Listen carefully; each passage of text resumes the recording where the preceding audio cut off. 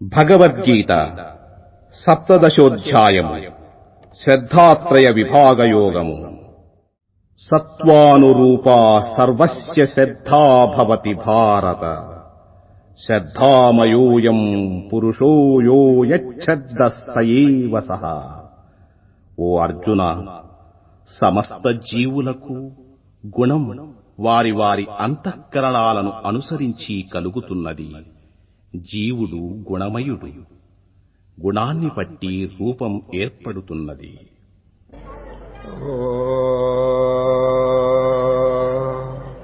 సీతారాం సీతారాం సీతారాం జై సీతారాం రామ్ రామ్ సీతారాం రావణ సంహర సీతారాం జానకి రమణ సీతారాం దానవ హరణ సీతారాం కరుణానిధే గోవింద. ఎక్కడ ఇటువంటి నామస్మరణ జరుగుతుంటుందో అక్కడ తీర్థములన్నీ వచ్చి చేరతాయటండి. శాస్త్రముల్లో ఇదొక చక్కని ప్రమాణం చెప్తున్నారు. తత్రైవ గంగా, మొట్టమొదట్లో గంగా నది వచ్చి చేరుతుందండి. యమునా చవేణి, యమున, ఆ యమునా తీర్థం కూడా సూక్ష్మ రూపంగా వచ్చి ఉంటుందటండి. వేణి, కృష్ణవేణి, చూచారా, కృష్ణానది కూడా వస్తుందటండి. తత్రైవ గంగా యమునా చవేణి గోదావరి సింధు సరస్వతీ చ సర్వాణి తీర్థాని వసంతి తత్ర యత్రాచ్యుతోదార కథా ప్రసంగ. అది ఫలానా చోటని చెప్పలేదు, తత్ర అది అక్కడ. ఏ ప్రదేశమునందు ఇటువంటివి జరుగుతుంటాయో ఆ ప్రదేశంలో ఈ పుణ్యతీర్థములన్నీ వచ్చి సమావేశం అవుతాయండి. ఎంత మహత్తర పుణ్యం చెప్పండి అది. ఇటువంటి నామస్మరణ ఎందుకు చేయకూడదు చెప్పండి? జస్ట్ కొద్దిసేపు అయినప్పటికీ ఇంట్లో ఒక నియమం పెట్టుకుని, డిసిప్లిన్, క్రమశిక్షణ, పొద్దునే కొంచెం ముందు లేవటం, స్నానం ఇవన్నీ చేసుకోవటం, తర్వాత ఇటువంటి కార్యక్రమం, పవిత్రమైన కార్యక్రమం నామస్మరణ కనీసం 108 జపం, జపమాలకి 108 పోస్టులు ఉంటాయండి. చక్కగా ఎందుకు జపం చేయకూడదు? 108 లక్షల రూపాయలు సంపాదించినట్టండి. ఆ జపం అంటే ఊరికే మామూలు సామాన్యం అని చెప్పి అనుకోబాకండి. దానికి ఎంతో గొప్ప ప్రభావం ఉంది. తెలుసుకున్న వారికి దాంట్లో అనుభవం సంపాదిస్తున్నారండి. నారదుడండి వైకుంఠానికి వెళ్ళారు ఒకసారి. ఎవరు చెప్పండి? నారదుడు. నారాయణమూర్తికి దండం పెట్టారండి. ఎవరో నారదుడు. మహాత్మా, చిన్న సందేహం, ప్రపంచంలో అన్నిటికంటే గొప్ప వస్తువు ఏది అన్నారండి. ఎవరు? నారదుల ప్రశ్న. ప్రపంచంలో చాలా గొప్పవి ఉన్నాయి కదా, అన్నిటికంటే గొప్ప వస్తువు ఏది అన్నారండి. ఎవరు? నారదుల వారు. వెంటనే విష్ణు భగవానుడు ఆలోచనలో పడ్డారు. గొప్ప అంటే ఏమిటి? నారదుని యొక్క అభిప్రాయం విశాలమైనటువంటి వస్తువు ఏది అని చెప్పి బహుశా అడిగి ఉండొచ్చును అని. భూమి అంటే 24,000 మైళ్ళ విస్తీర్ణం అండి ఇది. ఈ ఎర్త్, ఈ భూగోళం 24,000 మైళ్ళ విస్తీర్ణం అండి ఇది. భూమి చాలా పెద్దది, గొప్పది అని చెప్పదామా అనుకున్నారండి ఎవరు? విష్ణు. వెంటనే మరొక ఆలోచన వచ్చింది. ఎవరికి? విష్ణువు గారు. భూమి కంటే జలం ఎక్కువ అండి ఈ భూగోళంలో. మీరు అట్లాస్ చూడండి, Pacific ocean, Atlantic ocean, Indian ocean, ఈ మహాసముద్రములన్నీ చేరితే భూమి కంటే ఎక్కువ. భూమి 1/3, ఇది 2/3 అండి. సరే, వెంటనే విష్ణువు గారికి ఆలోచన వచ్చి, రామరామ, మనం భూమి పెద్దదని అనుకుంటున్నామే, భూమి కంటే జలం ఎక్కువ కదా అని అనుకున్నారండి. నారదుడు ఏమన్నారు? గొప్పది ఏమిటన్నారు. సరే, జలం గొప్పదని చెబదామా అని అనుకుంటే వెంటనే ఒక ఆలోచన వచ్చిందండి. ఎవరికి? విష్ణువు గారికి. ఈ సముద్రం అంతా ఒక ఆయన కేశవాయ స్వాహ అని తాగేశాడండి ఒక ఆయన. ఎవరు చెప్పండి? అగస్త్యుడు. అగస్త్యుడండి సముద్రం అంతా ఆఘోషం చేశారండి. మరి సముద్రం గొప్పదని మనం చెబుదాం అనుకుంటే తాగినవాడు గొప్ప, సముద్రం గొప్ప? చెప్పండి. అగస్త్యుడు అందరికంటే గొప్పవారు అని చెబదామని అనుకుంటే మళ్ళా ఒక ఆలోచన వచ్చిందండి. అది ఇదంతా ఒక శ్లోక రూపంగా ఉన్నది, చెప్తాను. పృథ్వీ, అది పృథ్వీ అంటే మొట్టమొదటి భూమి పెద్దదని అనుకున్నారండి చెబదామని. పృథ్వీతావదతీవ విస్తృతివతి తద్వేష్టనం వారిధి. వారిధి అంటే సముద్రం. సముద్రం చేత ఇది కప్పబడింది కదా, సముద్రం గొప్పది కదా అని అనుకున్నారంటే పీతోసౌ కలశోద్భవే నమునినా. అది కలశోద్భవుడు అంటే కుండలో పుట్టిన వారండి ఎవరు? అగస్త్యుడు.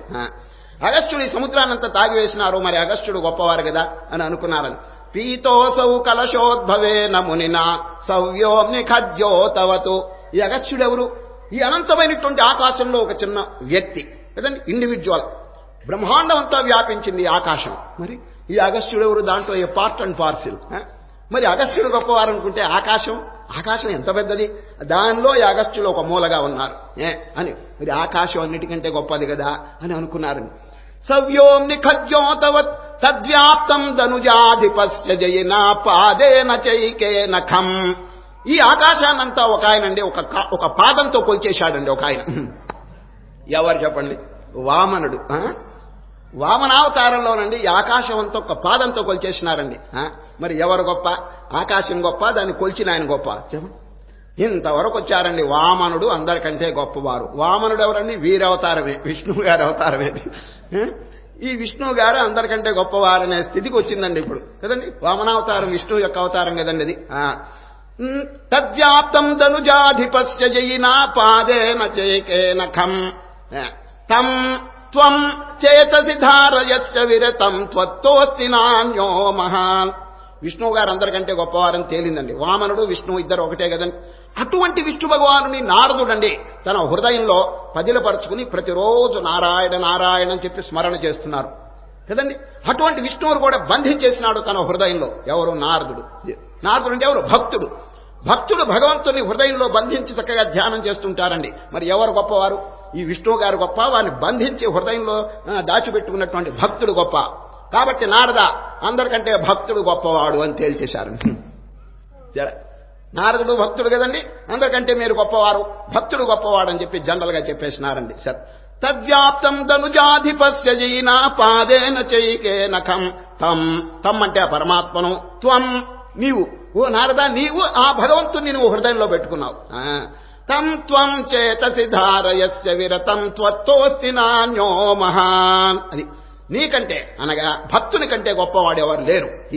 He superior. అది బ్రహ్మాండంలో ఉన్న ప్రాణికోట్లందరికంటే భక్తుడు గొప్పవాడు. ఎందుకు? భగవంతుని తన హృదయంలో పెట్టుకున్నారు ఆయన. ఇప్పుడు చూడండి, హనుమంతుడు ఈ ఛాతీ ఇట్లా పగలు తీసేటప్పటికి ఎవరు కనిపించారు చెప్పండి? హృదయంలో రాముడు, లక్ష్మణుడు, సీత కనిపించారు. చూచారు?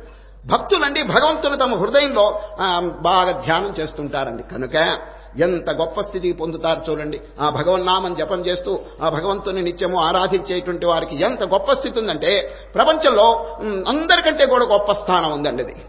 అందుచేత అటువంటి పవిత్రమైనటువంటి కార్యక్రమాన్ని ప్రతిరోజు కొద్దిగా గొప్ప అవలంబించి ఆ హృదయాన్ని పవిత్రం చేసుకోవడానికి ప్రయత్నం చేయాలి.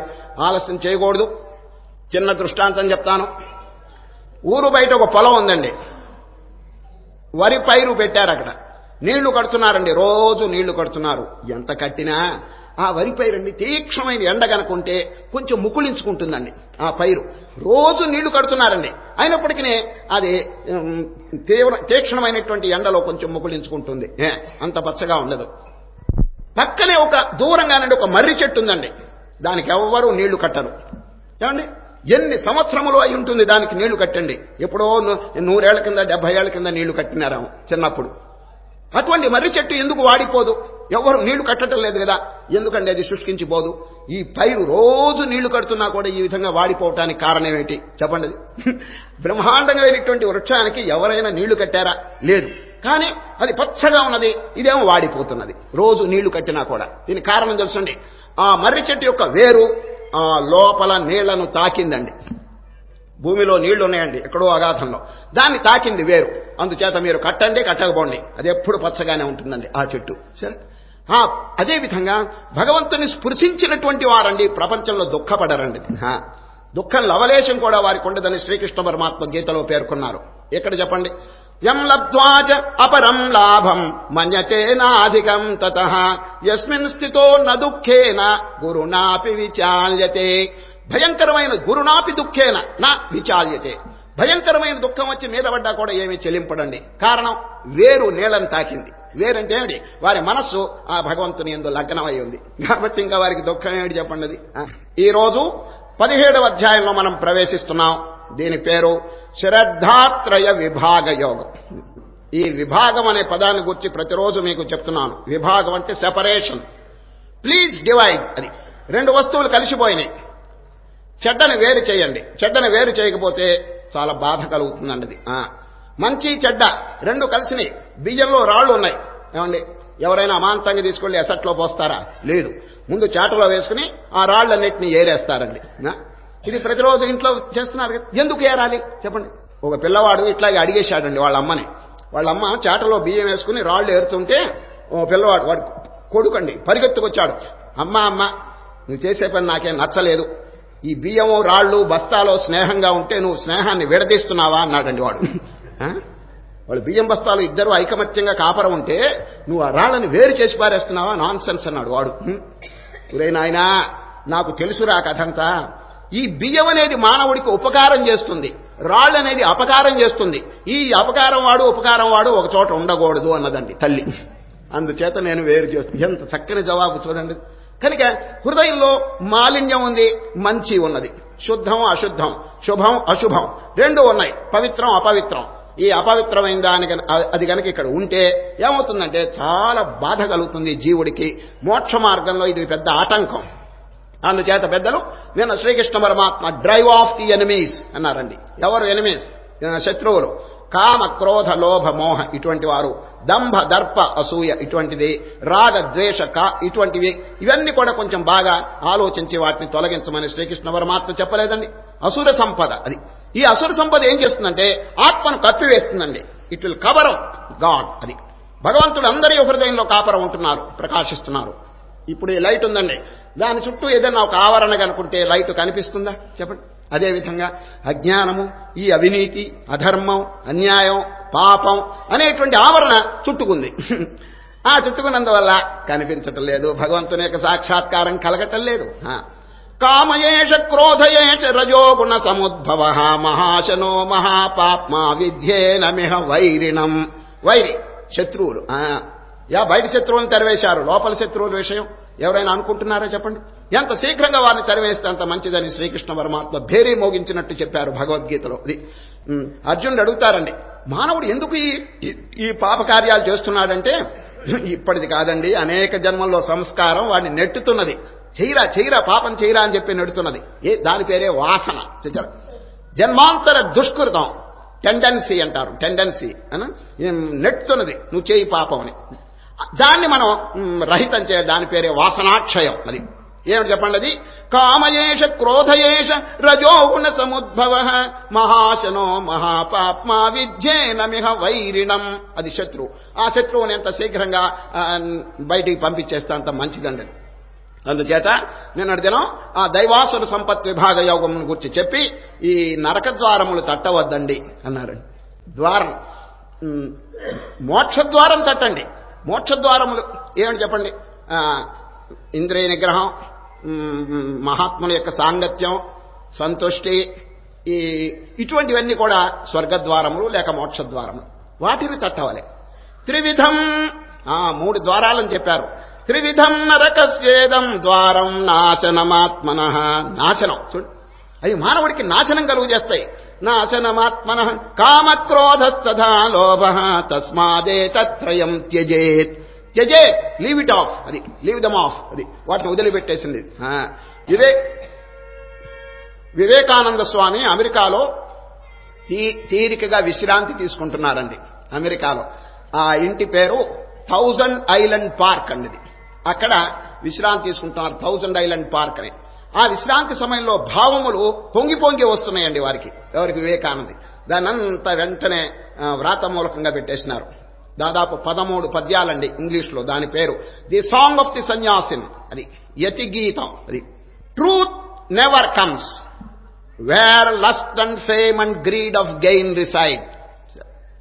Nor he who owns the least of things, nor he whom anger chains, can ever pass to Maya's gates. So give these up. Sannyasin bold say, Om Tat Sat Om అన్నారని.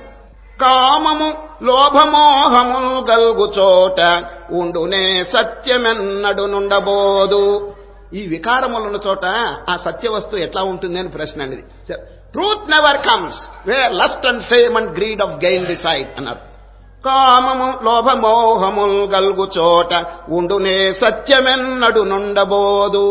తనదనుచు ఎంత చిన్నదేంతలచువాడు ఆగ్రహ గుణంబునకు బద్ధుడైన వాడు తథ్యముగ మాయ గుమ్మమ్ము దాటలేడు.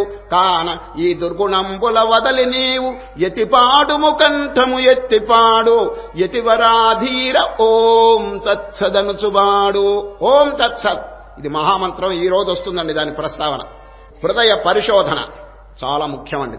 ఊరికేదో జపమాల పెట్టి జపం చేయటం ఇది అంతటితో పూర్తి చేయటం కాదండి. మెడిటేషన్ అది. సరే, జపము, ధ్యానము, లయము 3 ఉన్నాయండి కార్యక్రమాలు. సామాన్యంగా చాలా మంది జపం చేస్తుంటారు. దాని తర్వాత ఇంకోటి ఉందండి, ధ్యానం. ఏ మహానుభావుని జపం చేసినారో, ఏ పవిత్ర నామాన్ని జపం చేసి వారు ఎవరు చూసారా? కంటిన్యూస్ థాట్స్, అది ఫ్లో ఆఫ్ థాట్స్, దాని పేరు ధ్యానం. ఈ జపం అయిన తర్వాత నెక్స్ట్ అండి ధ్యానం. ఆ ధ్యానం అయిన తర్వాత ఇంకొకటి లయం. అప్పుడు అండి ఏ సంకల్పం ఉండదు. The mind will be dropped all together. అంతే, మనస్సు లయం. ఇంకా సంకల్పం లేదండి అక్కడ. ధ్యానంలో మాత్రం సంకల్పం ఉంటుంది. జపంలో ధ్యానంలో సంకల్పం ఉంటుంది. కానీ లయం, ఆ లయం అనేటువంటి స్థితిలో మనస్సు డిజాల్వ్ అయిపోతుందండి. ఉప్పు కళ్ళు నీటిలో వేస్తే ఎట్లా అయిపోతుందో అదండి. ఉప్పు నీటిలో ఎందుకు కరిగింది చెప్పండి? అది ఎందుకు తెలిసిన? నీటిలో పుట్టింది అది. ఉప్పు కళ్ళు నీటిలో ఎందుకు లయమైందని ఎవరైనా అడిగితే నా పుట్టింటికి వెళ్ళాను, కరిగాను అక్కడ అన్నది. అక్కడ ఉప్పు తయారవుతుందండి. అంటే నీళ్లు, సముద్రపు నీళ్లు ఉప్పు తయారవుతుంది కనుక ఆ ఉప్పును తీసుకెళ్లి పుట్టింటో కనుక వారేస్తే అది లయం అయిపోతుందండి. ఇప్పుడు నది ఎక్కడ పుట్టిందో తెలుసండి? సముద్రపు నీరు గ్రీష్మ ఋతువులు ఆవిరైపోతుందండి. సముద్రపు నీరు మేఘ రూపంగా పరిణమిస్తుంది. ఆ మేఘం కొండల మీద వర్షిస్తుంది. మళ్ళీ అది నదీ రూపంగా వచ్చి తిరిగి సముద్రంలో చేరుతున్నది. సరే, ఆ సముద్రంలో చేరే వరకు అది ఆగదండి, ఆగదు.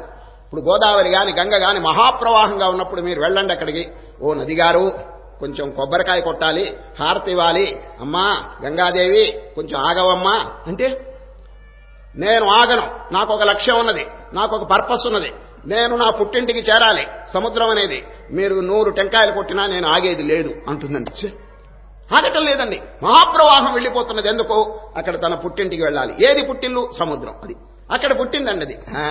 కనుక ఏ స్థానంలో ఈ మానవుడు ఈ మనస్సు జన్మించిందో ఆ స్థానంలో తిరిగి లయమైపోతుందండి. సరే, ఆత్మన ఆకాశ సంభూత ఆకాశాద్వాయు వాయోరగ్నే అగ్నేరాప అద్య పృథివీ. అది ఉపనిషత్తులో అక్కడి నుంచి పుట్టింది ఇదంతైన కూడా జగత్తు. తిరిగి దానిలో లయం అయిపోతుంది. అది మనస్సు కూడా అంతేనండి. ధ్యానంలో బాగా విచారణ చేసి ఆ లయం అనేటువంటి పరిస్థితిని కొంచెం అభ్యాసం చేయాలండి. మొదట్లో కుదరదండి. మొదట్లో మనస్సు చంచలంగా ఉంటుంది. కానీ డోంట్ లీవ్ ది ప్రాక్టీస్ అని శ్రీకృష్ణ పరమాత్మ చెప్పారు. It is natural. మనస్సు కదలటం అనేది న్యాచురల్ అని చెప్పారు ఎవరు? శ్రీకృష్ణ పరమాత్మ. 6వ అధ్యాయంలో అర్జునుడు అడుగుతారు, కృష్ణ మీరు చక్కని బోధలు చెప్తున్నారు, నా గతి చూడండి. ధ్యానంలో కూర్చుంటే రామా ఒకటే కదలటం మనస్సు. ఇటు పరిగెత్తుతుంది, అటు పరిగెత్తుంది, ఎట్లాగండి దీన్ని అరికట్టడం అని అర్జునుడు అండి చక్కని ప్రశ్న వేస్తే శ్రీకృష్ణ పరమాత్మ అసంశయం, నో డౌట్, మీరు చెప్పింది పరమ సత్యం ఒప్పుకున్నారండి వీరు. ఎందుకంటే ఇది గాలితో చేయబడిందని మనస్సు, వాయు అంశం. ఈ పంచీకరణలో వాయువు ఎక్కువగా కూడితే మనస్సు అవుతుందండి అది. అందుచేత గాలి కదులుతుంది కాబట్టి గాలితో చేయబడిన మనస్సు కూడా కదులుతూ ఉంటుందండి అది. అసంశయం మహాబాహో మనో దుర్నిగ్రహం చలం అంటే కదులుతుంది నిజమే. కానీ అభ్యాసేన తు కౌంతేయ వైరాగ్యేన చ గృహ్యతే. అభ్యాసము వైరాగ్యం ఈ రెండిటి చేత మనస్సు you can canker, you can control అని చెప్పి ధైర్యం చూపించారండి ఎవరు? శ్రీకృష్ణ పరమాత్మ. ఈ కొందరు ఏమండి నా మనస్సు నిలవటం లేదని అంటే ఈ శ్లోకం చదవాలండి. భగవానుడండి ధైర్యం చూపిస్తున్నాడు అర్జునుడి ద్వారా లోకానికి. అది అర్జునుడు ఎవరండి? నిమిత్త మాత్రుడు. వారి వెనక ఎవరున్నారు? మనమందరం ఉన్నాం. అర్జునుడికి బోధించింది మనకు బోధించినట్టండి. అర్జునుడు నా మనస్సు నిలవలేదంటే ఏమిటి దాని అర్థం? మన మనస్సు నిలవలేదు. చూచారు? వారి బ్యాక్గ్రౌండ్ లో ప్రపంచం అంతా ఉన్నది. అందరి యొక్క సంశయాలు వారు ముందు పెడుతున్నారు అంతేనండి. అభ్యాసేన తు కౌంతేయ వైరాగ్యేన చ గృహ్యతే. ఈ రెండు. వైరాగ్యం అంటే ఈ ప్రాపంచిక విషయముల మీద మనస్సును ఎక్కువగా పోనీయకూడదండి. ఈ భోగ విలాసములు ఎన్ని జన్మలు తిన్నారండి, ఎన్ని జన్మలు తాగినారు, ఇంకా పరిగెత్తటమైనా దాని ఎంత సాటిస్ఫాక్షన్ అనేది ఉండాలి చాలు. ఊరికి దీన్ని అనుభవిస్తున్నందువల్ల తగ్గిపోదండి, కోరిక తగ్గదు. అది మాత్రం బాగా తెలుసుకోండి. ఒక్కొక్క కోరిక అనుభవిస్తుంటే కొత్త కొత్తవి పుడుతుంటాయండి. మనోరథానాం న సమాప్తిరస్తే, నో ఎండ్ టు ఇట్ అంటున్నారు. వర్షాయుతైరప్యధవాపి లక్షయే పూర్ణేషు పూర్ణేషు పునర్నవానాం ఉత్పత్తయః సంతి మనోరథానాం. ఒక్కొక్కటి పూర్ణం అంటే అనుభవిస్తుంటే కొత్త కొత్తవి వస్తాయి. 2 యవనాలు అనుభవించాడండి ఒక ఆయన. ఎవరు చెప్పండి? యయాతి. ఇప్పుడు అందరికీ ఎన్ని యవనాలు చెప్పండి? ఒక్క యవనం, సింగిల్. కానీ వారు ఇదో వరప్రభావం చేత, శుక్రాచార్యుని యొక్క వరప్రభావం చేత డబుల్ యవనం వచ్చిందండి. ఎవరికి? యయాతి. అనేక సుఖాలు అనుభవించారు, విషయ సుఖాలు. కానీ మరల ముసలితనం వచ్చిందండి. యవనం కూడా ఎంతకాలం ఉంటుందండి? 2వ యవనం కానీ 3వ యవనం కానీ ఎంతో కాలం ఉండదు. మరల అది ముసలితనానికి మారిపోయింది. అప్పుడు అంటారు కోరికలు తగ్గలేదు. సరే, నజాతు కామకామానాం ఉపభోగేన శామ్యతే. ఓ జనుడారా, మీరందరూ ఒక్క యవనం అనుభవించారు, నేను 2 యవనాలంటే ఎన్ని విషయ సుఖాలు నేను అనుభవించుంటాను. కానీ నజాతు కామకామానాం ఉపభోగేన శామ్యతే. కోరికలు అనుభవిస్తుంటే తగ్గనే తగ్గవు. ఏ విధంగా? ఉపమానం. హవిషా కృష్ణవర్త్మే వా భూయయే వాభివర్ధతే. నిప్పులో నెయ్యి పోస్తే ఏమవుతుంది అని అడిగాడండి ఆయన.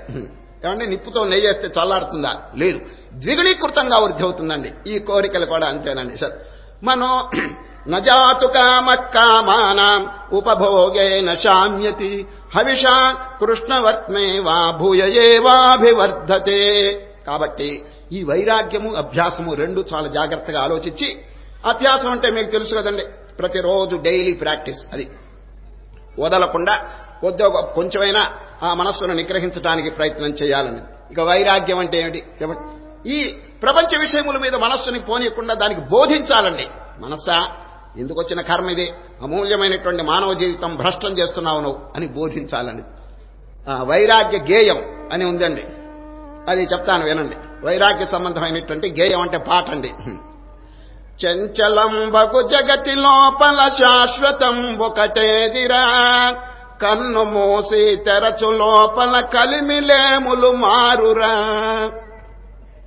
మాయ సంసారమురా ఇది మనసు నిలకడలేదురా, నాది నీది ఎనుచునరుడా వాదులాడా బోకురా, బంకమట్టి ఇల్లురా ఇది బగి బుగ్గి అవునురా, ఆలు పిల్లలు ఆస్తిపాస్తులు అంతయు ఏ మౌనురా, తత్వమర్మము తెలియలేకనే తప్పుదారిని పోకురా, ఆత్మ ఎప్పుడు చావు లేకనే అంతటా వెలుగొందురా. దీని పేరు వైరాగ్య గేయం అండి. ఈ విధంగా కొన్ని భావాలు చక్కగా మనసులో తెచ్చుకుని ఈ ప్రాపంచిక విషయముల మీద కొంచెం విరాగం పొందటం చాలా మంచిదండి. సరే, ఎందుకు అని మీరు అడగచ్చు. దానికి కారణం చెప్తున్నాను. మనస్సుకండి ఒక శక్తి ఉన్నదండి. ఆ శక్తి డివైడ్ అయిపోతున్నదండి, ఇటు బయట కొంత లోపల కొంత. అది ఈ బయటను కనుక కొంచెం బ్లాక్ చేస్తే ఆ శక్తి కూడా లోపలికి వస్తుందండి. అది మహాత్ములు చేసే పనిదండి. బుద్ధుడు, మహారాజు ఈ బాహ్య విషయములన్నీ అనుభవించడానికి తగిన అవకాశాలున్నాయి, కానీ ఈ బ్లాక్డ్ ఇట్, దాన్ని నిరోధం చేసినారు. ఏకాంతమునకు వెళ్తే డబుల్ ఫోర్స్ వారికి ధ్యానం జరిగిందండి. సరే, మనస్సు ఇటు అటు పరిగెత్తి కొంత శక్తిని నాశనం చేస్తుందండి. దాని పేరు కన్సర్వేషన్ ఆఫ్ ఎనర్జీ. అది you have to conserve your energy. నశించిపోయి ఈ కంటి ద్వారా కొంత, చెవి ద్వారా కొంత, వీటి ద్వారా నాశనం అయిపోతుంది మనస్సు యొక్క శక్తి. Please block it, please conserve it. దాన్ని చక్కగా ఏకాగ్రంగా తీసుకొస్తే ఎంత గొప్ప శక్తి ఆవిర్భవిస్తుందంటే చెప్పడానికి లేదండి. దాని పేరే ధ్యానం. అది కళ్ళు మూసుకుంటారు, ఇక ఏ శబ్దాలు వినరు, చక్కగా అంతర్ముఖంగా భగవత్ చింతన చేస్తుంటారనేది. ముందుచేత ఈ వైరాగ్యం చేత మనస్సు ఇంకా శక్తివంతం అయిపోతుందన్నది. ఈ అధ్యాయంలోనండి మొట్టమొదట ఒక గొప్ప ధర్మాన్ని ఉపదేశం చేస్తున్నారు శ్రీకృష్ణ పరమాత్మ. ఏమిటి తెలుసండి? చాలా మంది ఈ శరీరాన్ని శుష్కింపజేస్తున్నారండి. సరే, ఉపవాసం అనే ఉపవాసానికి ఒక స్థానం ఉందండి. జరా, but don't go to extremities. Too మచ్గా ఉపవాసం చేయటం శ్రీకృష్ణ పరమాత్మకి ఇష్టం లేదండి. ఒక వారం రోజులు, 10 రోజులు, 20 రోజులు ఇట్లా ఉపవాసాలు వద్దు. ఎప్పుడో ఏకాదశి, 14 రోజులు అయిన తర్వాత ఒక్కరోజు ఏకాదశి ఉపవాసం, అది మంచిదండి. Just for the sake of health, అది మోక్షానికి కాదండి, ఆరోగ్యం కోసం. శరీరంలో ఫారిన్ మ్యాటర్ అంతా పేరుకుంటే ఒక్కరోజు గనక లంఘనం పరమౌషధం అన్నాడు. ఒక్కరోజు గనక కడుపు మాడిస్తే ఆరోగ్యంగా ఉంటుందండి. ఎందుకంటే ఫారిన్ మ్యాటర్ అంతా కూడా అయిపోతుంది అది. కానీ అతిగా ఎవరైనా ఉపవాసాలు చేశారంటే దానివల్ల ఏమవుతుందో తెలిసిన, బ్రెయిన్ పనిచేయదండి, మెదడు పనిచేయదు. మీరు ట్రై చేసి చూడండి, 3 రోజులు వరుసగా ఉపవాసం చేయండి, నిద్ర అంతే, అట్ట పడుకోవాల్సిందే అంతే. ఏమి మైండ్ అండి పనిచేయదండి అది. అందుచేత యుక్తాహార విహారస్య యుక్తచేష్టస్య కర్మసు యుక్త స్వప్నావబోధస్య యోగో భవతి దుఃఖః. అతిగా పోబాకండి. నాత్యస్నతస్తు యోగోస్తి నచైకాంత మనస్నత. అతిగా తినబాకండి, అతిగా నిద్రపోవద్దు. మితాహారం, మిత నిద్ర, ఈ 2 కనుక పెట్టుకుంటే ఆరోగ్యం బాగుంటుంది, ధ్యానం బాగా జరుగుతుందని శ్రీకృష్ణ పరమాత్మ 6వ అధ్యాయంలో చెప్పింది. మరల ఇప్పుడు చెప్తున్నారని జ్ఞాపకం చేస్తున్నారు. కొందరు ఏం చేస్తున్నారట, కర్షయంత శరీరస్థం భూతగ్రామమచేతసః మాం చైవాంత శరీరస్థం తాన్ విద్యాసుర నిశ్చయ. కర్షయంత కృషింపజేస్తున్నారటండి శరీరాన్ని. ఈ దీర్ఘమైనటువంటి ఉపవాసం నాయన అది మంచిది కాదు అంటున్నా. కర్షయంత శరీరస్థం, అయ్యా మనస్సును తొలగించాలి గాని శరీరాన్ని బాధ పెడితే ఎట్లా చెప్పండి. అది 2 ఉన్నాయండి మనలో. ఏమిటి చెప్పండి, శరీరము, మనస్సు, దాని వెనక భగవంతుడు, అంతేనండి. ఉపాధిలో 3 ఉన్నాయండి, భగవంతుడు, మనస్సు, దేహం, అంతే. సంక్షేపంగా చెప్పాలంటే భగవంతుడిని మనం పొందాలంటే కొత్తగా ఏమి చేయవలసినది, గాడ్ ఈజ్ ఆల్రెడీ హియర్. ఈ రెండిట్లో ఉన్న మాలిన్యం తొలగిస్తే చాలు. ఏ 2? స్థూల శరీరం, సూక్ష్మ శరీరం. అయ్యా స్థూల శరీరం యొక్క మాలిన్యం చాలా మంది పోగొడుతున్నారు, స్నానము ఇది అన్ని చేసుకుంటున్నారు, ఏదైనా రోగం వస్తే చికిత్స చేస్తున్నారు. సూక్ష్మ శరీరానికి కూడా చికిత్స చేస్తే అవర్ డ్యూటీ ఈజ్ ఫినిష్, అంతే. ఇంకేమి లేదండి మనం చేయవలసిన. దేవుణ్ణి పొందటం కానీ, మోక్షం అని కానీ, సాక్షాత్కారం కానీ ఏమి లేదండి. సాక్షాత్కారం ఏంటండి, దేవుడు లేకపోతే కదా, ఇక్కడే ఉన్నారు. But he's covered up by something. ఈ అపవిత్రమైనటువంటి గుణాల చేత కప్పబడ్డాడు దేవుడు, అంతే. రిమూవ్ ఇట్, అది. అందుచేత శ్రీకృష్ణ పరమాత్మ కొంచెం హెచ్చరిక చేస్తున్నారు, అతిగా పోబాకండి, శరీరాన్ని బాధించవద్దు. ఊరికి ఉపవాసాలు చేసి దీన్ని బాధిస్తే ఏం లాభం? బాధించవలసింది ఎవరినో తెలిసినా లోపల మనస్సుని, లోపల దుర్గుణాన్ని బాధించి ప్లీజ్ డ్రైవ్ దెమ్ ఆఫ్, అంతే. ఈ శరీరాన్ని బాధిస్తే ఎట్లా చెప్పండి. ఒక ఆశ్రమంలో ఒక గురువు గారు ఉన్నారండి. ఆయన గారికి ఒక శిష్యుడున్నాడు, చక్కగా సేవ చేస్తున్నాడు. ఎట్లా సేవ తెలుసండి, ప్రాణం కూడా వదిలి సేవ చేసేటంత భక్తి ఉందండి ఆయనకి. అంత గురువు అంటే ఆయనకి, వారికి అంత భక్తి, అంత శ్రద్ధ. సేవ చేస్తున్నారు, కానీ కొంచెం మెదడు మాత్రం కొద్దిగా లోపం అండి, అంతే, ఇంకేం లేదు. తక్కిన అన్ని బాగున్నాయి, ఆలోచన కొంచెం తక్కువ అండి వాడికి. ఒకనాడు గురువు గారు మధ్యాహ్నం భోజనం చేసి పండుకున్నారండి ఆశ్రమంలో. మధ్యాహ్నం భోజనం చేసి వీడు విసురుతున్నాడండి గురువు గారికి, చక్కగా సేవ చేయడానికి వారు పండుకుంటే విసురుతున్నాడు. ఒక ఈగ గురువు గారి చేతి మీద వచ్చి వాలిందండి. ఒక ఈగ, వీడికి ఒళ్ళు మండింది. గురువు గారు హాయిగా నిద్రపోతుంటే ఈ ఈగ వచ్చి అక్కడ వాలిందని విసిరాడండి.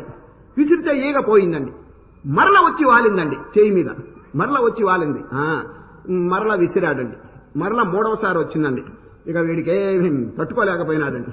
ఈ పాడు ఈగ వచ్చి మా గురువు యొక్క నిద్రాభంగం చేస్తున్నదని ఏం చేశాడు తెలుసండి, ఒక కర్ర పట్టుకొచ్చాడండి. ఈగ మళ్ళీరా, ఈసారి మా గురువు మీద నువ్వు వాలేవంటే నీకు ప్రాయశ్చిత్తం చేస్తాను అన్నాడు. మళ్ళీ వచ్చి వాలిందండి. బాగా దంచాడండి ఒక దెబ్బ, అంతే. గురువు గారికి శుభ్రంగా దెబ్బ తగిలిందని. గురువు గారు లేచాడు.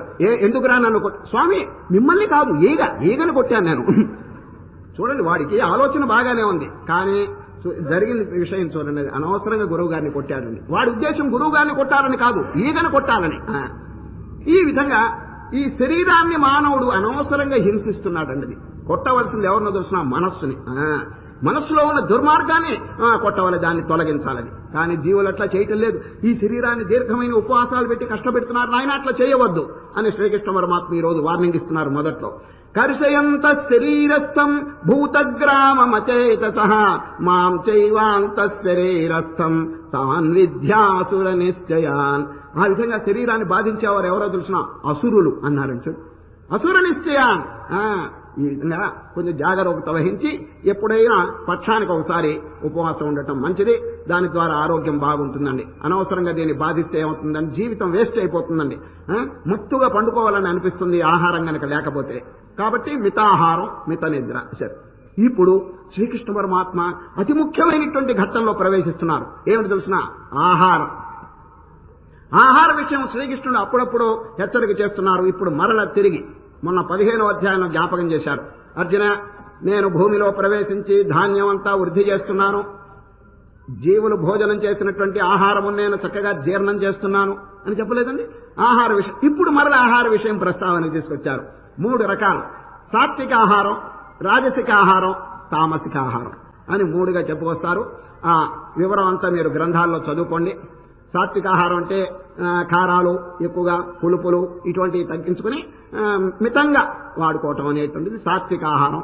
రసంతో కూడినవి, ఇంకా శక్తివంతమైనది, యాటమ్స్తో కూడినవి, ఇది విటమిన్స్తో కూడినవి, ఇటువంటిది సాత్విక ఆహారం. ఆయుస్సత్వబలారోగ్య సుఖ ప్రీతి వివర్ధన రస్యా స్నిగ్ధా స్థిరా హృదయ ఆహార సాత్విక ప్రియా. మీరు అడగచ్చు, ఏమండి ఆహారం ఎట్లా ఉంటే ఏమిటి, మనకు కావాల్సింది దైవ చింతన కదా అని మీరు అనొచ్చు. కాదండి, అది అనుభవరహితమైనటువంటి వాక్యం. శరీరమాద్యం ఖలు ధర్మ సాధనం అన్నాడండి. ధర్మాన్ని మీరు సాధించాలంటే take care of your body. అది శరీరం యొక్క ఆరోగ్యం లేకపోతే మీరు ఏ విధంగా ధ్యానం చేస్తారు? సపోజ్ కడుపు నొప్పిగా ఉందనుకోండి, ధ్యానం జరుగుతుందా? ఇది శరీరానికి ఒక ఏదైనా వ్యాధి వచ్చిందనుకోండి, ధ్యానం జరుగుతుందా? కాబట్టి శరీరం అనేది ముఖ్యమండి. శరీరం ఆద్యం అన్నాడు. Take care of your body in the beginning, next meditation. సరే, మెడిటేషన్ తర్వాత ముందు ఆరోగ్యం జాగ్రత్తగా చూడండి అని చెప్పారండి.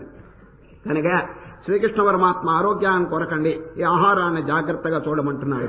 దీనిలో సాత్విక ఆహారం, రాజసికం అంటే ఇంకా ఎక్కువ కారాలు ఇవి అవి తింటాం, అది మంచిది కాదు, ధ్యానానికి ఏకాగ్రత కుదరదు ధ్యానంలో అని. ఈ విధంగా తామసిక ఆహారం, రాజసిక ఆహారం వదిలిపెట్టి సాత్విక ఆహారాన్ని సేవించండి అన్నారు. ఈ ఆహార విషయంలో ఇదివరకు మీకు చెప్పినాను, తిరిగి జ్ఞాపకం చేస్తున్నాను. 4 జాగ్రత్తలు వహించాలండి. సాత్విక ఆహారం, మితాహారం, దైవార్పితాహారం, న్యాయార్జితాహారం. 4 మరల. సాత్విక ఆహారం అంటే ఇప్పుడు శ్రీకృష్ణ పరమాత్మ ఈ అధ్యాయంలో చెప్పిన పద్ధతి. సాత్వికం. మితం, సాత్వికైనా కూడా ఎక్కువగా తినకూడదండి, ఎంతవరకు అవసరమో అంతవరకు అండి. ఈ ఆహారంలో విషయంలోనండి 2 ఇంద్రియాలు ఉన్నాయండి. ఏమిటి తెలుస్తుంది? ఆహార సంబంధంగా పొట్ట, నాలుక 2 అండి. ఈ 2 ఈ డైట్కి సంబంధించిన ఇంద్రియాలండి.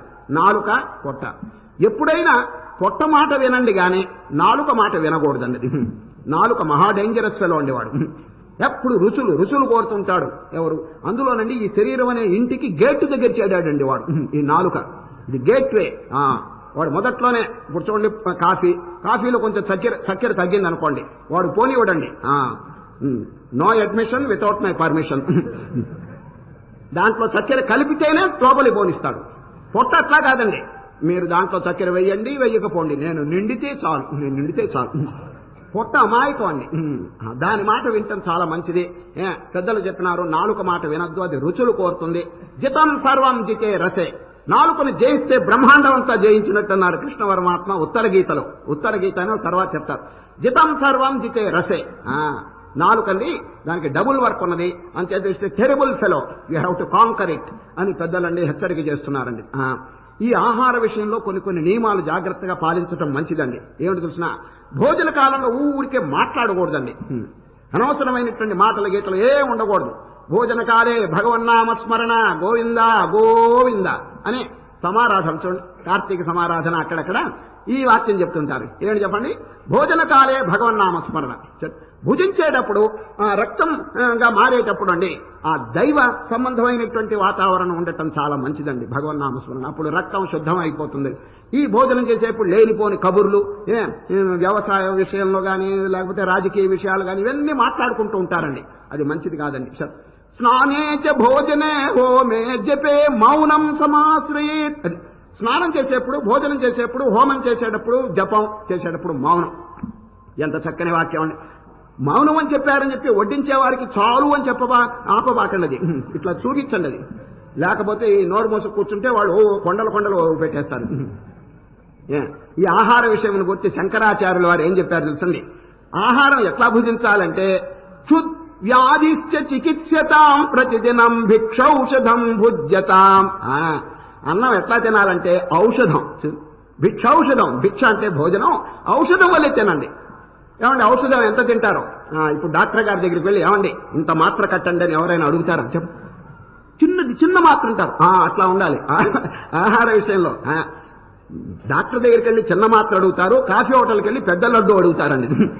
మరి అక్కడ పెద్దదేమిటి, ఇక్కడ చిన్నదేమిటి చెప్పండి. కనుక శంకరాచార్య వారి జాగ్రత్త. భోజనం ఎట్లా ఉండాలంటే ఔషధం. అది ఔషధవత్ అసనం ఆచరే అన్నారు. ఔషధం ఏ విధంగా కొద్దిగా తీసుకుంటారో అదే విధంగా మితం, అది మితాహారం అన్నది. ఈ రెండు జాగ్రత్తగా ఆలోచించాలన్నది. ఇంటికి వెళ్ళి అట్టండి, వెళితే మామగారు లేడు, అత్తగారు మాత్రమే ఉన్నదండి. ఆ అత్తగారు పొద్దున్నే వచ్చాడండి అల్లుడు గారి ఇంటికి. ఇక మర్యాద చేయొద్దండి. మర్యాదకి ఒక మాట అన్నది, అల్లుడు గారు ఇప్పుడు పిల్లలతో పాటు సద్దన్నం తింటారా, లేకపోతే తర్వాత పెద్దలతో పాటు టిఫిన్ తింటారా, మామగారు వచ్చిన తర్వాత వేడన్నం తింటారా అని అడిగిందండి మర్యాదకి. ఈ అల్లుడు ఏమన్నాడు, ఇప్పుడు పిల్లలతో పాటు సద్ది తిని, తర్వాత వీళ్ళతో పాటు టిఫిన్ తిని, తర్వాత మామగారితో వేడన్నం తింటాను అన్నాడు. మూడునండి అది. ఆమె ఇదే అదే అంటే ఈయన బోత్ అనేసినాడండి ఒకటి మాత్రం. ఏ ముహూర్తంలో పుట్టాడో పరమ తిండిపోతుంది ఆయన. ఈ విధంగా అతిగా గనక భోజనాలు చేసుకుంటూ ఉంటే ఏమవుతుంది తెలుసండి, ఆరోగ్యం చెడిపోతుందండి. అందుచేత ఔషధం వల్లే భోజించమని వీరు శంకరాచార్యులు వారు. క్షుత్ అంటే ఆకలి. క్షుద్వ్యాధిత్య, ఆకలి అనేది ఒక వ్యాధి అండి. సరే, ఆకలి అనేది ఒక జబ్బు అంటున్నారు. ఏ జబ్బు అయినా అప్పుడప్పుడు వస్తుంది, కానీ ఈ ఆకలి అనే జబ్బు ప్రతిరోజు 3 సార్లు వస్తూ ఉంటుందండి. అది పొద్దున మధ్యాహ్నం. దీనికి మందు వేయండి. ఏమిటి ఆ మందు? ఆహారం. ఏ విధంగా వేయాలి? ఔషధం ఏ విధంగా మీరు మితంగా సేవించుకుంటారో ఆ విధంగా సేవించండి అని శంకరాచార్యులు వారు. క్షుద్వ్యాధిశ్చ చికిత్సతాం ప్రతిదినం భిక్షౌషధం భుజ్యతాం స్వాద్వన్నం నతు యాచ్యతాం విధివశాత్ ప్రాప్తేన సంతుష్యతాం. అది రుచులు కోరవద్దని చెప్పి చెప్తున్నారండి. ఏ విధంగా? మితాహారం అని పెద్దలు చెప్తున్నారు. సాత్వికాహారం, మితాహారం. సరే, రెండు అంతటితో మనం తినటమైనా కాదు, దైవార్పిత ఆహారం. ఈ పెట్టుకున్నటువంటి ఆహారం ఎవరిచ్చారు మనకి? మనం తయారు చేసుకోలేదు కదా. రాత్రిపూట భగవానుడు ఔషధుల్లో ప్రవేశించి సస్యములన్నీ వృద్ధి చేస్తున్నారు కదా. మనకేమైనా కర్తృత్వం ఉందా చెప్పండి? పరమాత్మ మనకి ఇచ్చినటువంటిది, తయారు చేసిన వస్తువు తిరిగి నైవేద్యం చూచారా, భగవంతునికి నివేదన భావం అండి. కనుక భోజనం పెట్టుకున్న తర్వాత ఒక్కసారి తీర్థం తీసుకోండి. బ్రహ్మార్పణం బ్రహ్మహవిర్బ్రహ్మాగ్నౌ బ్రహ్మణాహుతం బ్రహ్మైవ తేన గంతవ్యం బ్రహ్మకర్మ సమాధిన. శ్లోకం అండి, భగవద్గీత 4వ అధ్యాయంలో. అది కంఠస్థం చేయండి. ఆ తీర్థం చల్లండి. ఆ తర్వాత భగవంతునికి నమస్కారం చేసి అది భుజిస్తే ఏమవుతుంది తెలిసిన? యజ్ఞశేషం అవుతుందండి. మహాపవిత్రత పొందుతుంది అది. ఎందుకంటే వారిచ్చినటువంటి వస్తువు వారికి నివేదన చేయటం. అది ఒక ఊళ్ళో ఏం జరిగింది తెలుసండి. ఒక లక్షాధికారి సత్యనారాయణ పూజ చేయిస్తున్నాడండి. సత్యనారాయణ పూజ పురోహితుని పిలిచారు. సత్యనారాయణ పటం అక్కడ పెట్టారు. పూజ చేయిస్తున్నారండి. ఎవరు? ఆ పురోహితుడు. ఈయన చేత సరిగా నైవేద్యం 16 ఉపచారాలు చేయాలండి దేవుడి గారికి. పూజ చేసేటప్పుడు షోడశోపచారములు. ధూపం సమర్పయామి, దీపం సమర్పయామి, నైవేద్యం, తాంబూలు, ఇవన్నీ వస్తాయండి. నైవేద్యం అన్నారు ఎవరు? ఈ పూజారి గారు, పురోహితుడు గారు. ఏమండి సేటు గారు నైవేద్యం ఏమైనా చేయించారా అని. బ్రహ్మాండంగా చేయించాను, అన్ని తెప్పించారని. సత్యనారాయణ ముందు అన్ని పెట్టారు. ఇది పులిహార, దద్దోజనం ఇవన్నీ పెట్టారు. వీరు గారు మంత్రం చెప్తున్నారు పురోహితులు. నాయన నీళ్లు చల్లండి, నేను మంత్రం చెప్తాను. ఓం భూర్భవస్సువహం తత్స విద్రువరేణ్యం భర్గో దేవస్య ధీమహి ధియో యో నః ప్రచోదయాత్. నీళ్లు చల్లండి అన్నారు ఈ మంత్రం చెప్పి. ఈయన గారు చల్లాడండి. ఎవరు? ధనికుడు. ఓం ప్రాణాయ స్వాహ, ఓం అపానాయ స్వాహ. ఈ చెయ్యిట్ట చూపించమన్నాడండి. ఎవరు? ఈ పురోహితుడు గారు. ఈయనేం చేశాడు తెలుసండి. ఓం ప్రాణాయ స్వాహ అని తన పొట్టకి చూపించుకున్నాడు. పొట్టగిట్ట చూపించాడండి. పురోహితుడు గారికి ఒళ్ళు మండింది. ఏమయ్యా దేవుడికి చూపించమంటే నీ పొట్ట? ఈయన అడిగాడు, ఒక్క ప్రశ్న అడుగుతాను, పటం తింటుందా? పులిహార పటం ఎప్పుడైనా పులిహార తింటుందా? నేను కదా తినేవాడిని. ఓ ఏ శ్రద్ధ పాడా చెప్పండి. ఎదురుగుండా పటం పెట్టుకుని స్వాహ అని పొట్టకు చూపించుకుంటాడా చెప్పండి. ఆయన అడిగింది నిజమేనండి. పటం ఎప్పుడు పులిహార తిందండి. పటం అట్లాగే ఉంటుంది. తినేవాళ్ళు వీళ్ళే, ఇంట్లో వాళ్ళు తింటారని. నేను మొదట్లోనే చూపించుకుంటే తప్పేమిటంటాడు ఆయన. ఆయన చెప్పినాడు, నాయన అసలు నువ్వు దేవుణ్ణి ఎందుకు పూజ చేయాలి? భావన, దేవుడు పటం ఇదిగో సాక్షాత్ దేవుడు ఎదురుకుండా ఉన్నాడనే విశ్వాసంతో నువ్వు పూజ చేస్తున్నావు. తినేది ఎవడైనా తినండి, దేవుడి గారికి అర్పణ చేయటం అనే భావన ప్రధానం అంటాడు ఆయన. ఈ విధంగా పూజలు పునస్కారాలు ఫెయిత్ లేకుండా చేస్తుంటారు కొందరు, దానివల్ల ఏం ప్రయోజనం లేదండి. ఈ రోజే శ్రీకృష్ణ పరమాత్మ దీన్ని గురించి ప్రస్తావన చేస్తారు. శ్రద్ధ లేకుండా, విశ్వాసం లేకుండా ఏదైనా పుణ్యకార్యం చేస్తే వేస్ట్ ఆఫ్ ఎనర్జీ అనేసినారండి, వేస్ట్ ఆఫ్ లైఫ్. అశ్రద్ధయా, లాస్ట్ వర్స్ అండి ఈ రోజు, అశ్రద్ధయాహుతం దత్తం తపస్తప్తం కృతం చేయత్. అసత్, అసత్ అంటే ఇట్ హ్యాస్ నో వాల్యూ అంటే శ్రద్ధ ముఖ్యం అంటారండి. కాబట్టి ఏ కార్యం చేసినప్పటికీ శ్రద్ధ జోడించమని శ్రీకృష్ణ పరమాత్మ పదే పదే చెప్తున్నారు. శ్రద్ధావాన్ లభతే జ్ఞానం. జ్ఞానం కావాలంటే have faith, utmost faith upon the master, upon God and upon your self. అది భగవంతుని మీద, దైవ సద్గురువు మీద, నీ మీద కొంచెం విశ్వాసం పెట్టుకోవయ్యా అని శాస్త్రములు చక్కగా పేర్కొంటున్నాయి. ఇప్పుడు ఆహారం పూర్తయింది. ఇక చూడండి, 3 తపస్సుల్లో దిగుతున్నారండి శ్రీకృష్ణ పరమాత్మ. 3 తపస్సులు.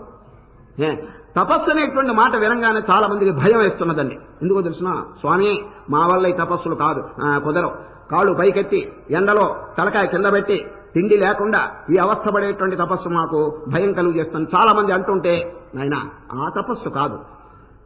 ఎటువంటి అర్థం ఇచ్చినారు చూడండి. తపస్సు అంటే, తప్ అంటే ఏమిటి చెప్పండి? సంస్కృతం కాల్చటం, తప్పింపు చేయటం. దేన్ని తప్పింపు చేయవలను? మనస్సులో అనేకమైనటువంటి పాపవాసనలన్నీ చేరినాయి. ప్లీజ్ హీట్ ఇట్, దాన్ని బాగా తప్పింపు చేయండి. అదే ఆ దుర్గుణములు పోవటమే తపస్సు. చూడండి, వీతరాగ భయక్రోధ మన్మయా మాముపాశ్రిత బహవో జ్ఞాన తపసా పూత మద్భావమాగత. 4వ అధ్యాయంలో శ్రీకృష్ణ పరమాత్మ ఇది తపస్సు. వీత రాగ భయ క్రోధ, మనసులో ఉండే మాలిన్యం, పాడుగుణాలు ఇవన్నీ తొలగటమే తపస్సు అంటున్నారు. కాళ్ళు పైకెత్తడం కాదని చెప్తున్నారు. ఇప్పుడు ఎవరైనా, ఎనిబడీ కెన్ డూ ఇట్. అది గృహస్థులు గాని, సన్యాసులు గాని, వానప్రస్థులు గాని, బ్రహ్మచారులు గాని ఎవరైనప్పటికీ తపస్సు చేయడానికి అవకాశం ఉందండి. దీంట్లో ఏం బాధ లేదని. ఏమైనా తపస్సు 3 రకాలుగా చెప్తున్నారండి. శారీరక తపస్సు, వాచిక తపస్సు, మానసిక తపస్సు అని 3గా డివైడ్ చేశారండి. అర్థమైందండి? దీని పేరు త్రికరణములు అంటారు. శరీరము, మనస్సు, వాక్కు ఈ 3 శుద్ధంగా ఉండాలండి. త్రికరణ శుద్ధి అంటారు చూడండి. త్రికరణ శుద్ధి అంటే ఈ 3 కనుక పవిత్రంగా ఉంటే ఇక కొత్తగా మన మానవుడు ఏమీ సాధించవలసిన పని లేదు. ఏమిటి చెప్పండి? శరీరము, మనస్సు, వాక్కు, ఈ 3. శరీర శుద్ధి, మనశ్శుద్ధి, వాక్శుద్ధి, ఈ 3 ఏ విధంగా లభిస్తాయో చెప్తున్నారండి సాధనలు. శ్రీకృష్ణ పరమాత్మ భగవద్గీతలోనండి దేవుడు అనేటువంటి లక్ష్యాన్ని గురించి ఎక్కువ చెప్పలేదండి. బాగా జ్ఞాపకం పెట్టుకోండి. Not the goal but the way to reach the goal. అది మనకు కావాల్సింది లక్ష్యమేనండి, కానీ ఏ విధంగా లభిస్తుంది? ఊరికే లక్ష్యాన్ని గురించి కలవరిస్తుంటే పని అవుతుందా? How to reach the goal, అది what is the way to reach the goal అనేటువంటి విషయం శ్రీకృష్ణ పరమాత్మ ప్రాక్టికల్ కోర్సు ట్యాకిల్ చేసినారండి భగవద్గీతలో. అది విశేషం. థియరీ అనేది చాలా చోట్ల చెప్తున్నారు, బట్ ఈ ప్రాక్టీస్ అనేది శ్రీకృష్ణ పరమాత్మ నొక్కి నొక్కి చెప్తున్నారండి. ఎన్ని సుగుణాలు చెప్తే ఒక్కటైనా హృదయంలో వారు ఆచరిస్తున్నారో చెప్పండి. ఇది మన ఊరికి భగవద్గీత పారాయణం చేసి అవతల పెట్టడం కాదండి. యూ మస్ట్ ఎస్టిమ్యులేట్ భగవద్గీత, జీర్ణం చేసుకోవాలండి భగవద్గీతలో చెప్పినటువంటి వాక్యములు. అదండి ప్రధానం, అదే యథార్థమైనటువంటి పారాయణం. Change of heart, make some progress. పురుషోత్తముడుగా తయారు కమ్మని చెప్పారండి మొన్న 15వ అధ్యాయంలో. అయ్యా పురుషుడుగా, జీవుడుగా ఉంటే ఎట్లా? చూడండి, ఎవల్యూషన్, మేక్ ప్రోగ్రెస్. జీవితంలో ఒక్కొక్క సంవత్సరం పోయే కొద్దీ what progress have I attained in the spiritual path, ఈ ఆధ్యాత్మిక క్షేత్రంలో ఏమి వృద్ధిని పొందానని ప్రతి సాధకుడు కూడా కొంచెం ప్రయత్నం చేసి ఆలోచించాలన్నది. లేకపోతే ఎక్కడున్న గొంగళి అక్కడే ఉంటుంది. ఎన్ని జన్మలు గడిచినా మా అజ్ఞానంలోనే ఉంటాడు మానవుడు. కనుక బాగా చక్కగా సాధనలు, అభ్యాసములు ఇవన్నీ చేస్తుండాలి. అయితే ఎన్నో సాధనలు చెప్పారు కదా, వీటన్నిటినీ 6గా డివైడ్ చేశారండి పెద్దలు. 6 సాధనలు. అవి జ్ఞాపకం పెట్టుకుంటే దాదాపు అన్ని జ్ఞాపకం పెట్టుకున్నట్టే. అది ఇంగ్లీష్లోనండి డి అనేటువంటి అక్షరంతో మొదలు పెడతాయండి. Dedication, devotion, discipline, discrimination, dispassion, determination. దీని పేరు D⁴ అంటారు. ఈ సాధనలు కనుక చక్కగా ఆచరించుకుంటే మానవుడు కడతేరిపోతాడు. ఒక్కొక్కది అర్థం చెప్తున్నాను. డెడికేషన్, ఆత్మార్పణం.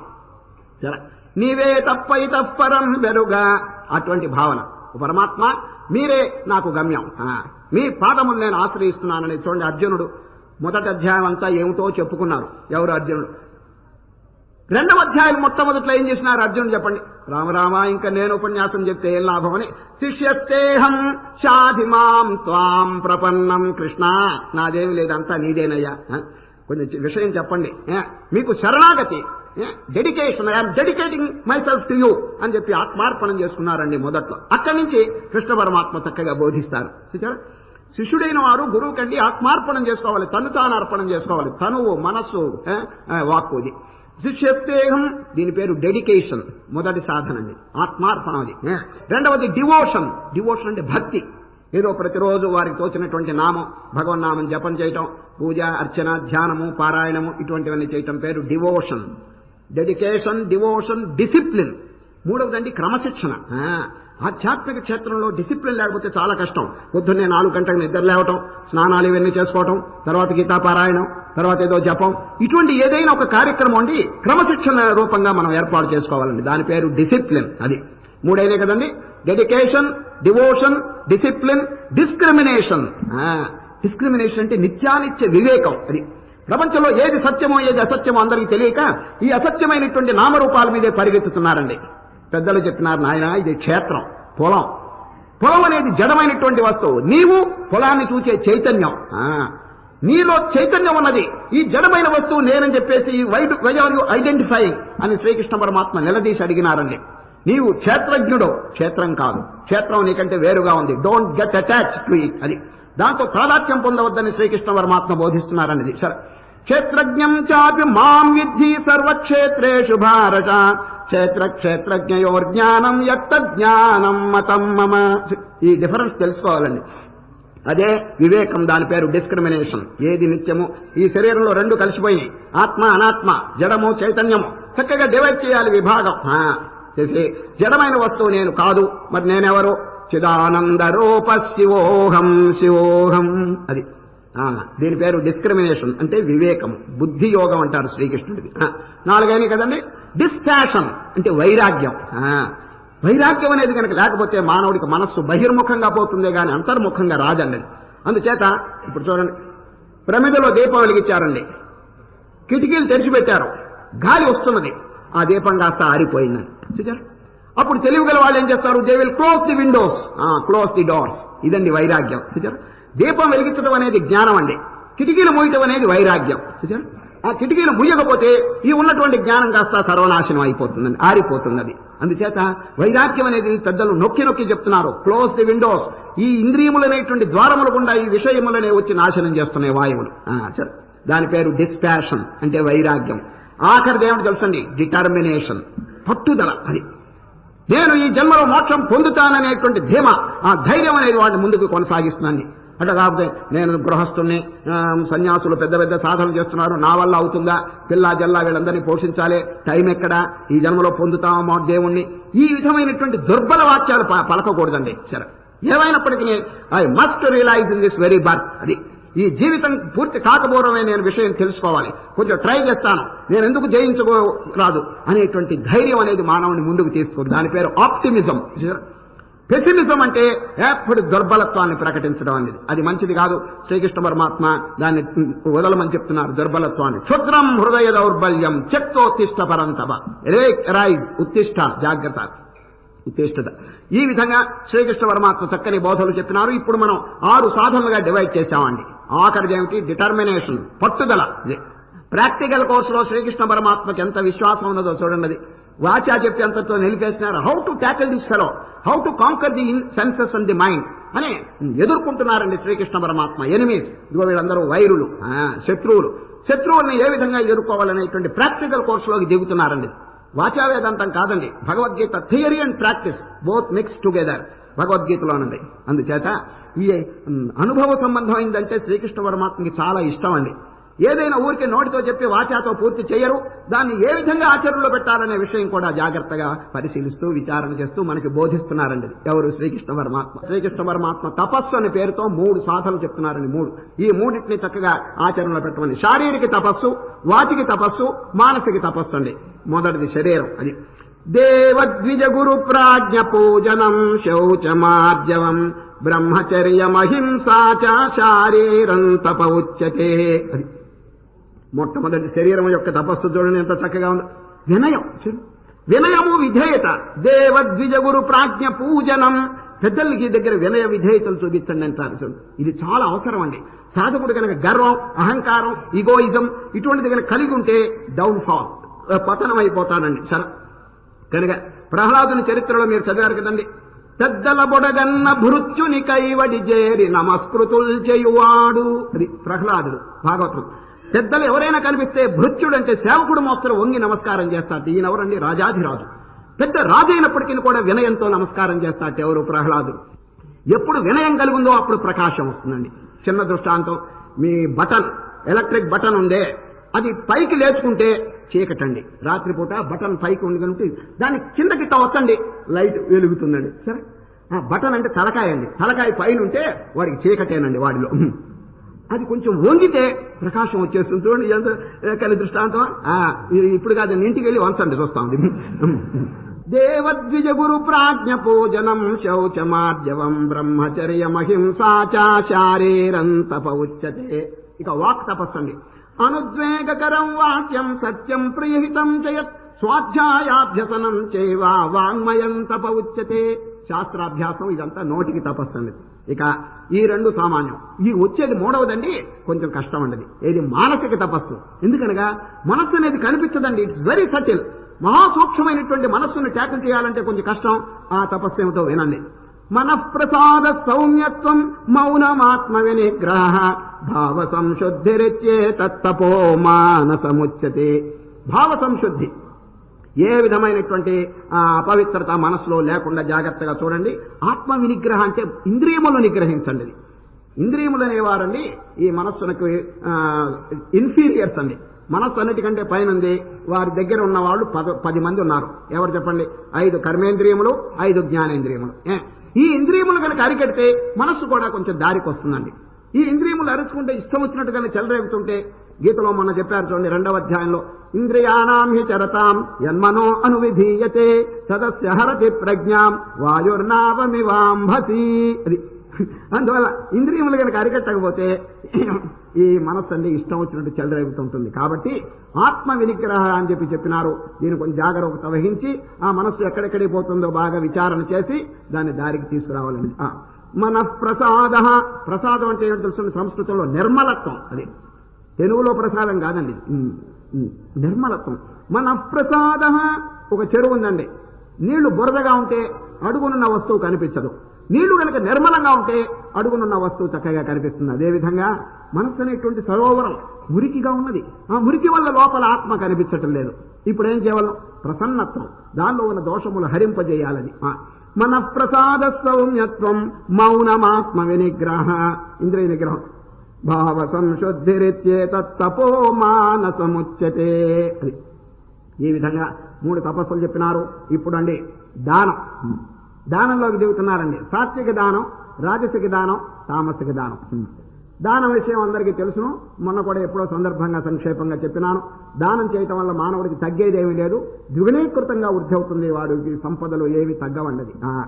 సాత్విక దానం ఎటువంటిదంటే, ఇప్పుడు ఎవరినైనా మీరు ఎందుకు దానం చేశారని అడిగితే, ఇట్ ఈస్ మై డ్యూటీ, నా కర్తవ్యం కాబట్టి నేను చేశానని కనుక ఎవరైనా చెబితే అది ఉత్తమమైనటువంటి దానం. దాతవ్యం, దాతవ్యం అంటే దానం చేయాలని అభిలాష నాకు కలిగింది, నేను చేసినాను. It is my duty to do it. అది దాతవ్యమితి యద్దానం దీయతే అనుపకారినే. ప్రత్యుపకారం కోరడండి, ఉత్తముడైనటువంటిది సాత్విక దానం. అనుపకారినే దేశే కాలే చ పాత్రే చ తద్దానం సాత్వికం స్మృతం. రాజసిక దానం ఎటువంటి తెలిసింది? ఏదో ప్రత్యుపకారం కోరతాడండి. ఏదైనా ఇస్తే ఇదిగో నాకు ఈ ఫలితం రావాలని చెప్పి ముందుగానే కోరుకుంటాడండి. సరే, రెండవది కొంచెం కష్టంగా కూడా ఇస్తుంటాడు ఏదైనా దానం చేసేటప్పుడు. సరే, యత్ ప్రత్యుపకారార్థం ఫలముద్దిశ్య వా పునః దీయతే చ పరిక్లిష్టం తద్దానం రాజసం స్మృతం. ఈ విధంగా దానం చెప్పేస్తున్నారు. ఇక లాస్ట్ మహామంత్రం బోధిస్తున్నారు. దాని పేరు ఓం తత్ సత్. ఇదండి ఓం తత్ సత్. నిజంగా మన శాస్త్రంలో దీనికి ఎంతో ప్రఖ్యాతి ఉందండి. ఏ ఒక ఉపనిషత్తు కానీ ఏదైనా సమాప్తమైతే హరి ఓం తత్ సత్. దాని అర్థం చెప్తున్నారు ఇప్పుడు. ఓం తత్సదితి నిర్దేశో బ్రహ్మణస్య విధ స్మృత బ్రాహ్మణాస్తేన వేదాశ్చ యజ్ఞాశ్చ విహితాః పురా. ఓ అర్జున, మహాపవిత్రమైనటువంటిది. దాని అర్థం ఓం అంటే పరమాత్మ యొక్క నామం, భగవంతుని యొక్క నామం. సత్ అంటే అది సత్ శాశ్వతం. ప్రపంచంలో ఏ వస్తువు అయినా కాలగర్భంలో నశించిపోతున్నది, కానీ ఈ పరమాత్మ వస్తువు నశింపదు అని అండి దాని అర్థం. ఓం సత్ సత్. సత్ అంటే ఎగ్జిస్టెన్స్, ఉనికి. అయ్యా ఉనికి లేమి ఎట్లా అవుతుంది చెప్పండి? ఉనికి అంటే ఏమిటి? ఇప్పుడు మనలో ఉన్నదండి ఉనికి. ఎవరైనా నేను లేను అని అనుకోండి, ఇంపాసిబుల్. నేను ఉన్నాననేటువంటి లోపల చైతన్యం అనేది వారికి స్ఫురిస్తూ ఉంటుంది. అదే సత్, సత్వస్తు, అదే ఆత్మ. అది అందరిలో కూడా సమస్త చరాచర ప్రాణికోట్లలో కూడా వ్యాపించిందండి. ఓం దత్సదితి నిర్దేశో బ్రహ్మణస్య విధ స్మృత బ్రాహ్మణాస్తేన వేదాస్య యజ్ఞాస్య విహితా పురా.